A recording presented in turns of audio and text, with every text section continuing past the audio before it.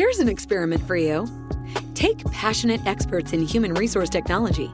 Invite cross-industry experts from inside and outside HR. Mix in what's happening in people analytics today.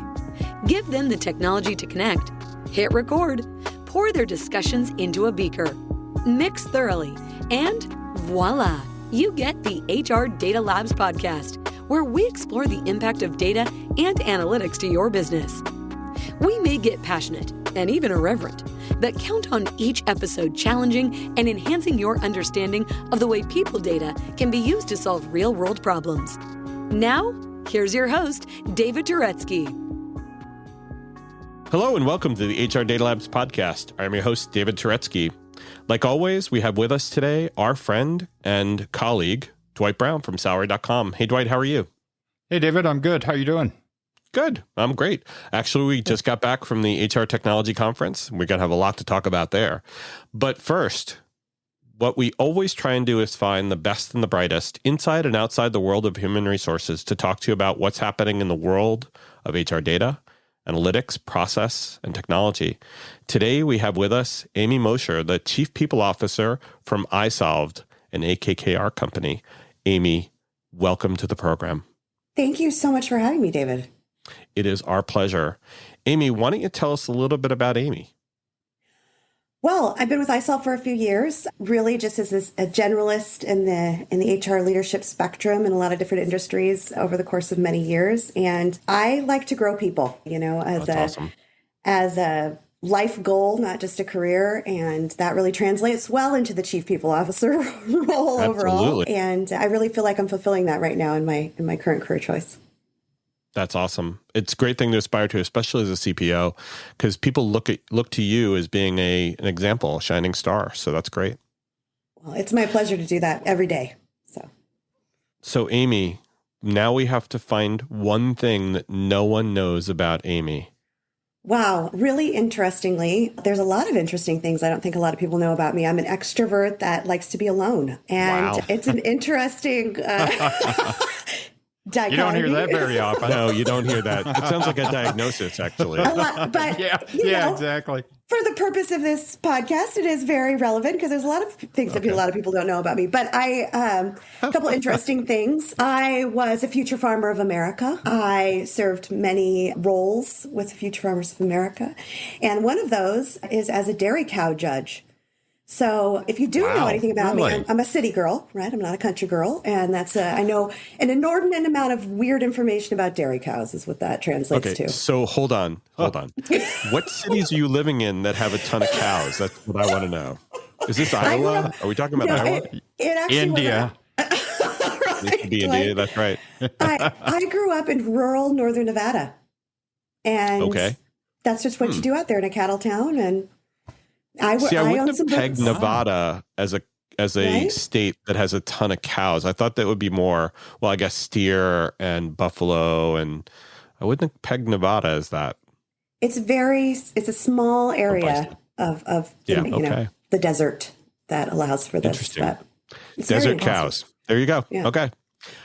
So, Amy, today, our topic is going to be an interesting one as well, and it's one that's very near and dear to the HR Data Lab's hearts and souls, and it is around analytics. But it's not just around analytics. It's why is 2023 the year HR finally gets people analytics right?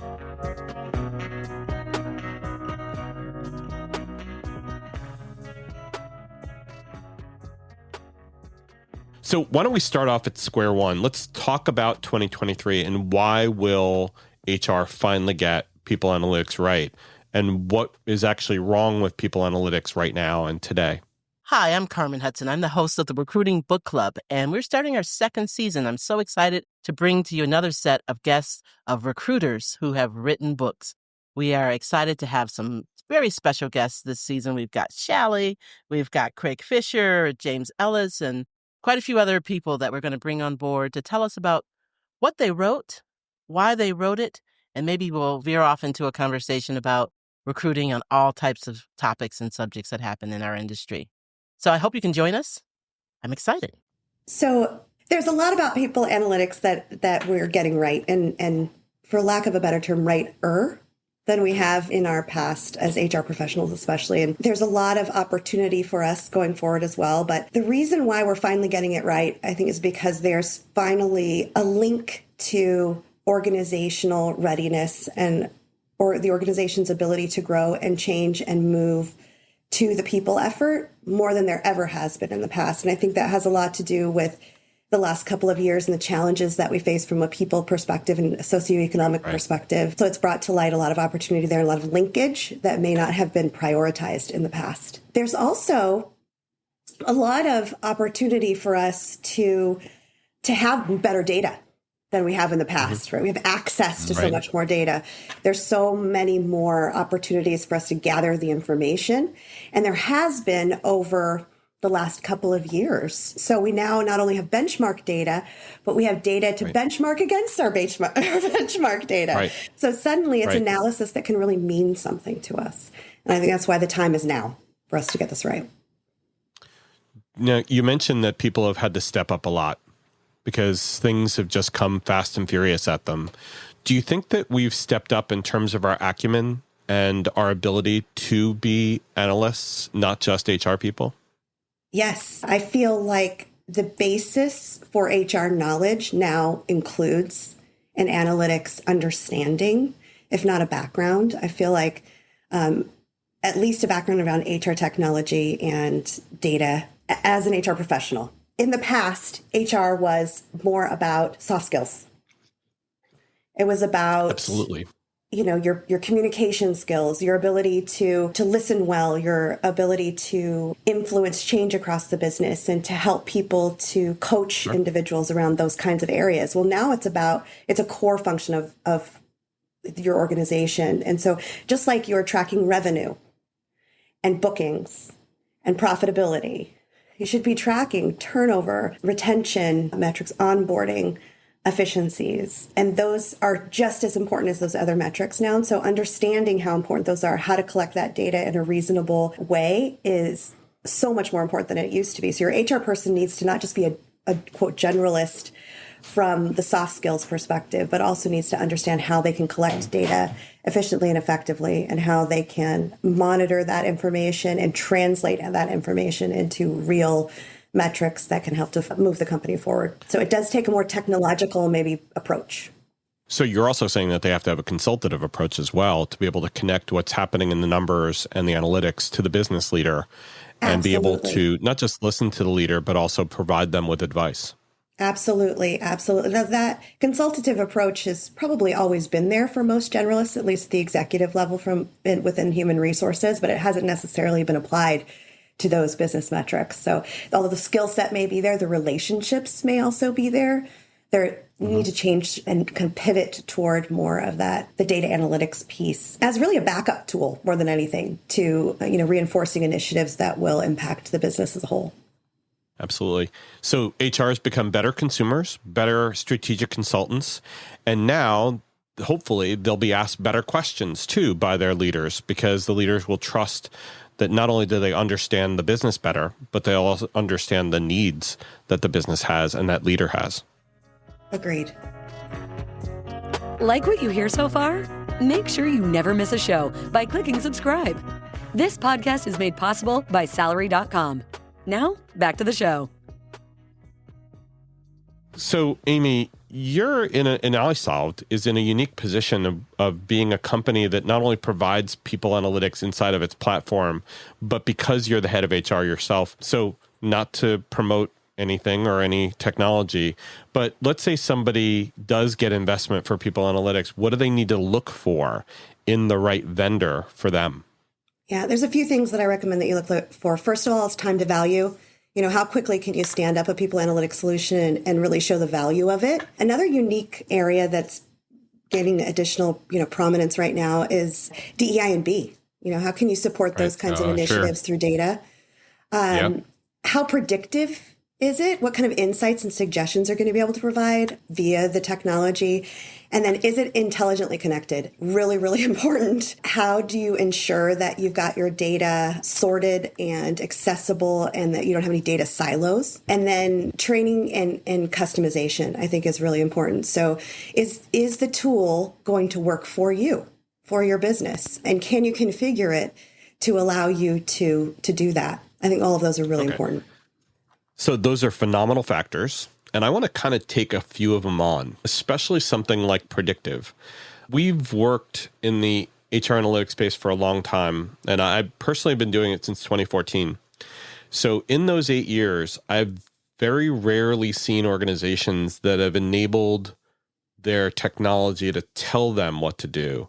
I'm not saying you're saying they're being prescriptive, but the predictive basically are there areas of insight that the technology finds that the end user needs to take some action on or should take some action on. Mm-hmm. Talk to me about predictive a little bit in that context. Sure. I feel like when you are utilizing a technology, you should expect that it will have some level of best practice that allows you to not have to reinvent the wheel on some of this data collection. And that is what produces the predictive piece of this. And you don't have to use it, right? But knowing that there are many organizations that this technology provider has coordinated with to come up with the best practice that they've implemented for the prediction of these analytics, I think gives you another tool with which to benchmark your own predictions and your own output. I think, why not allow best practice technology to lead your best practice as an organization and take advantage of that? Oh, okay. So you're basically saying just allow it to give you some insights. You don't have to use those insights, but just allow it to be another input into the equation that you're trying to drive for how you do business. Agreed, David. And I feel like a lot of the time when you look at this, there are many insights that you'll find in a truly predictive people analytics platform that will allow you to think in a different way. Maybe that you haven't thought about benchmarking your data in that way before. And it can really kind of open up those creative barriers that I think a lot of HR generalists may have, especially if they haven't dipped their toe too far into the analytics side yet, or they don't come with that technological background. That can be really, really powerful. Sure. Yeah, I get that. And that's always a challenge, especially in the people analytics space and the HR space, is just people with the acumen to understand what they have and realize the potential of it, and the curiosity to continue to learn more. If there's one thing that I've learned in HR, it's that curiosity and lifetime learning are essential, because we don't just deal with change. We're facilitating and implementing change all day, every day. And to go back to your earlier example, if anybody who's listening doesn't remember what we had been going through over the last 3 years, we have been the center of change, whether it's remote work, whether it's doing any of the reporting necessary, or just being the absolute glue that holds an organization together, especially during a global pandemic. Agreed. And I feel like that's an opportunity for us. I've certainly turned it into more of an opportunity for me and for the functions that I support and my team and their ability to come to the table on many strategic initiatives that they may not have been considered for in the past, really as a core, center of that wheel of the organization. And I hope that a lot of other organizations are doing the same. Sure. The other piece I wanted to touch on that you mentioned, that I don't know if you actually mentioned it out loud, but I know you were going to, which is access. He read your mind. Yeah, I was reading your mind. Karnak over here. Access and giving people access. We used to call it democratizing data, giving more than just the HR function the ability to utilize analytics, because it's not just a platform for generalists. It's not just a platform for practitioners. It's a platform for managers and leaders. And giving them access to not just insights that are focused on HR, but those are really business insights actually in many ways, but also being able to give them those insights from the lens of that generalist, again, to give context and better consulting. Have you seen anything there that it would enable people who are listening to say, I guess I can do that. Why don't I give this out? And what barriers would there be to giving it out to managers and leaders? I honestly feel like the only way you can be effective, and the whole reason for collection of data, in analyzing this data internally within HR is to provide the same level of access to your leaders. Because if HR is anything, it's an enablement center, right? You're enabling and coaching your leaders to be better at their jobs, to develop their people more effectively, to continue to manage the business more efficiently and effectively. And the way that you can do that is by sharing information. So this is one very powerful way for us to provide real, live, factual data in support of these functions and in areas where a lot of times HR, again, as a soft skill area previously may not have been expected to provide that level of quantitative information. And it can really be a change factor from a leadership perspective, right? When you put the facts behind some of the initiatives that you're working through and really show that quantitative dynamic change that you're impacting and that over time, it can be a real win for human resources and the things that we're trying to do across the business. It shows the why so much more clearly. Absolutely. To your latter point, around, how do you trust that they're going to be able to maturely have access to this information and, be able to use it intelligently. It really is about training. Really important for them to understand how to use the data, how not to use the data, how they may want to be transparent with their teams about the data in areas where they may not be ready yet, and why. I think that's really, really important for your leadership before they get access to this data to understand, what the pitfalls could be to being overly transparent, to not being transparent at all. A lot of opportunity there for coaching, but all of that I think of as an opportunity just to get more effective leadership kind of coaching opportunities. And this is something that I know that myself and my team uses a lot to gain credibility with the leadership across our business. One thing that you hit on there, I've been in the analytics space for a long time, and there's a culture shift that I hear you advocating for, that time and time again, you hear over and over somebody who owns the data say, I won't give you access to this because you wouldn't know what to do with it. And, they build their little fiefdom. They dig the moat, close the gates, and say you're not going to get the data. Right. And what I like about what you just said is you're advocating an approach that, it can be a real factor that people won't know what to do with the data. But does that mean you don't share it? No, you find a path to share it. You find a path to create that transparency, the training that you talked about. So HR doesn't become the sole owner of the data, and the business benefits from the sharing. Ultimately, at the end of the day, everybody's rowing in the same direction. I couldn't agree more, Dwight. And it really is about elevating self-service to not just providing the data, but to helping people how to understand why, right? And it's that whole concept of, information is not power, right? For someone to hoard. Right. It really is power for the entire organization to take advantage of. So I'm sorry, are you saying HR would hoard data and not provide it? Never. That's never happened. I've never heard of that before. Never ever say that's that. radical. I've never heard that. That's the first time I've ever heard that on the HR Data Labs podcast. I want to touch on another thing that I think you were implying there, but I think is very important to talk about as well, which is there are new technologies, especially at HR Tech, we saw many new technologies will now enable a conversation with data, a conversation with an AI that uses structured and unstructured data to answer questions about HR that enables HR to get out of the administrivia and to enable more mature conversations for not just managers and leaders, but also for employees as well, who ask questions of the data. And obviously there's security and obviously there's, permissions, but they're allowed to self-service, ask good questions and get 5 to 6 seconds later, get answers. Not minutes, not days, seconds. It's pretty incredible. It's a game changer, to be perfectly honest, David, from an HR generalist perspective and a support team perspective. We utilize a conversational virtual assistant.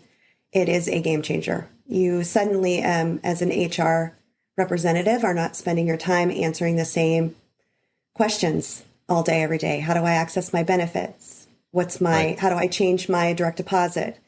Right. How do I get a verification of employment? All of those things that as you scale, it just becomes immense, the amount of time that your team is taking to do that. And you can serve a lot with self-service in your HCM, but you can do so much more. And it's so much more available and accessible across multiple streams, right? Especially in retail. Yeah. Where you have access to that kind of real time, even chat data, right? Via chat a lot of the time. And I can tell you that it has significantly improved response time, efficiency, and the team's efficiency as well, especially around our HR operational team. And, why didn't we think of this sooner from a technological Well, I can definitely answer that question. And the answer comes back to we don't think in those ways. And I'll tell you why. If you think about some of the chatbots we have today on the consumer side, they answer stupid questions because we can't form better questions to ask. We can't ask questions because our brain's not going in that direction more than what's the forecast for today?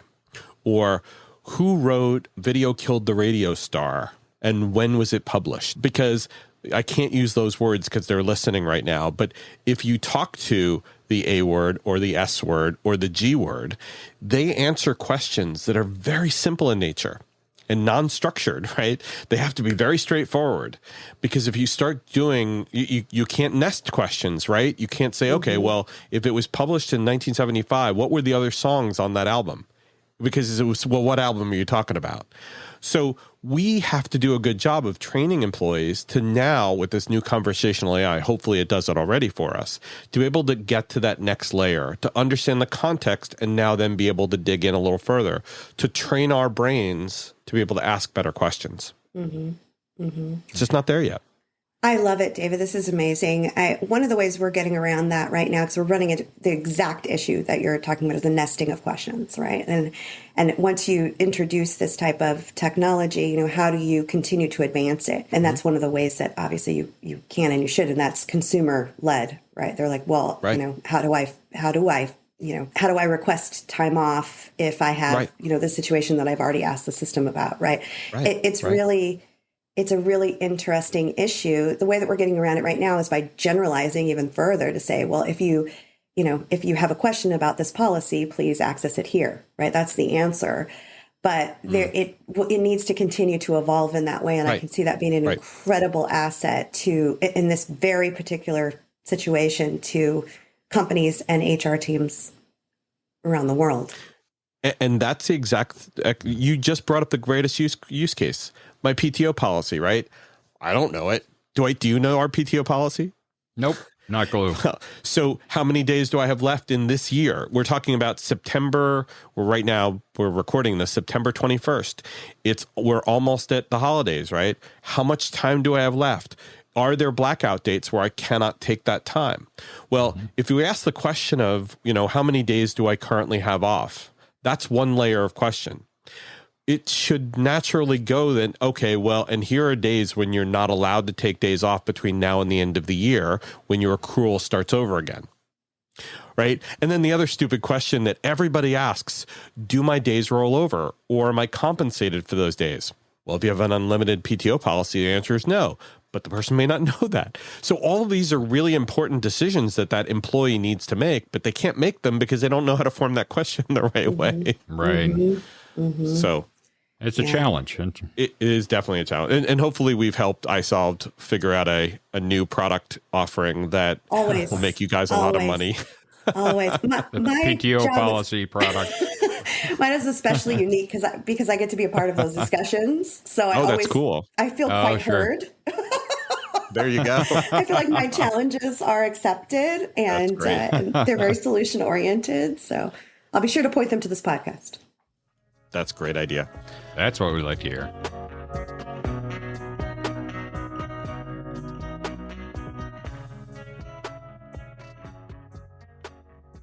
So that actually transitions nicely into our last question, which is, so what is your personal approach to people analytics at isolved? How do you actually use this in your daily work?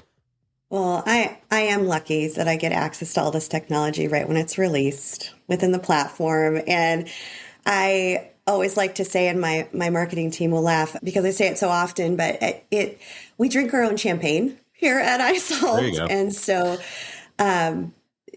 I feel like what works best for HR professionals is what adds value. And so I'm, of course, a big HR data nerd myself. So I would tout the availability and importance of data as being key to human resources regardless. But my personal approach here at isolved really has been to use an evidence-based HR approach. And I think that most effectively impacts our ability to just grow as a business as quickly as we want to.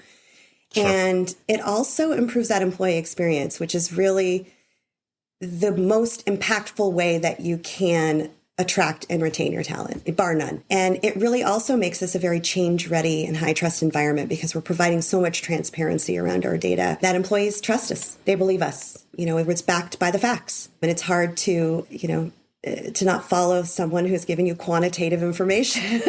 Oh, yeah. I know this might sound stupid, but as long as you have the facts, and the facts are things that people believe in, then there should be no argument there, right?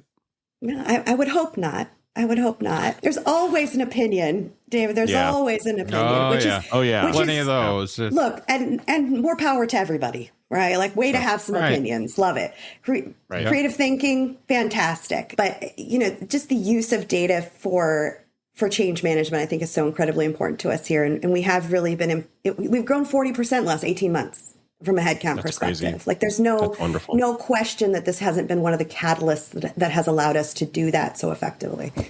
And you also have to worry about margin, right? So you're growing at a very high clip and still being able to focus on the numbers. And that's what HR, being a business partner and using metrics to drive the business, enables you to do, right? Agreed. I couldn't agree more. And we've actually gained a significant amount of agility as a result. As a business, we can say very quickly, add here, don't add there, move these here. And we've also really strengthened our relationship with accounting and FP&A and those teams, and our ability to support those teams with real-time data as well. Well, you're talking their language. You're now providing them with numbers and facts that they said, who are you and what have you done with my HR? Yeah, it's amazing.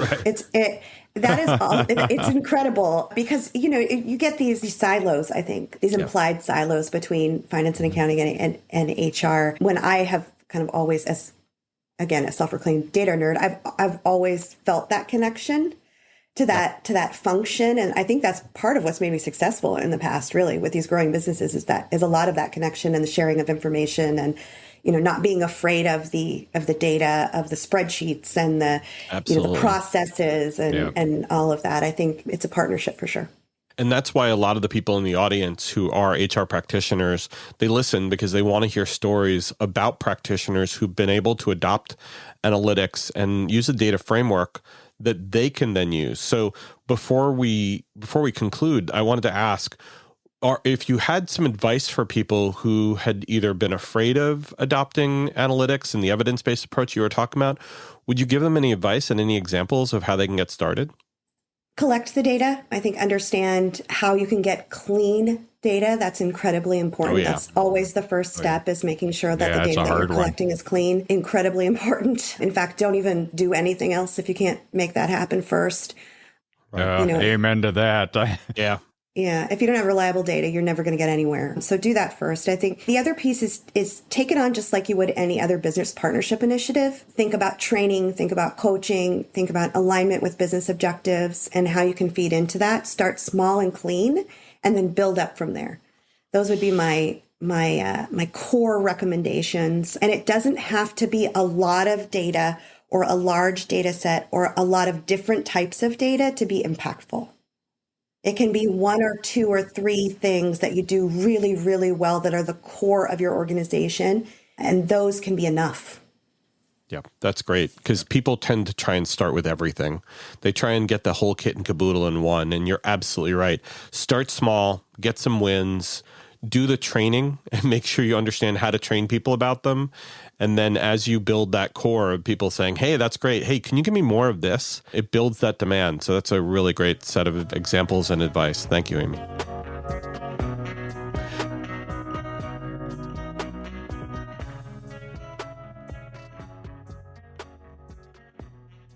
Amy, thank you very much for joining.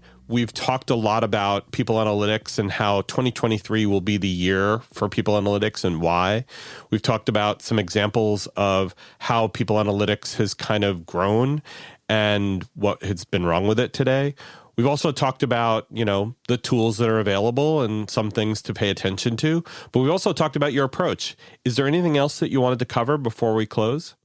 The only other thing that I would say that I would want to cover really is that you do not have to be a data scientist, and you actually don't have to be a spreadsheet guru to be an HR professional who values and is able to utilize data effectively. It's okay. You can be a soft skills master and still have an appreciation for the data and how it can help to impact your business in a positive way. So don't be afraid of it.